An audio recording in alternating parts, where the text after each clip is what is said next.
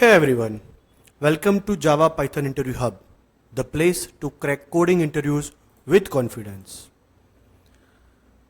Have you ever seen a static block and wondered when does it execute? So the question is, what is a static block in Java?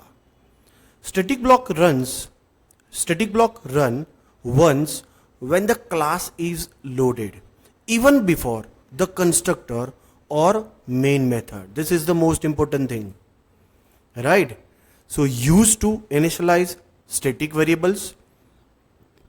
For example, here is a demo is a class static, then the curly bracket, it is mentioned as a block, when output statement is there, and then after whenever you will create or run this program, right, the static block will be executed even before the main method. So the main concept is what? Execute once at a class load time, great for initializing static data like dbconfig. Mention use cases in real world scenarios.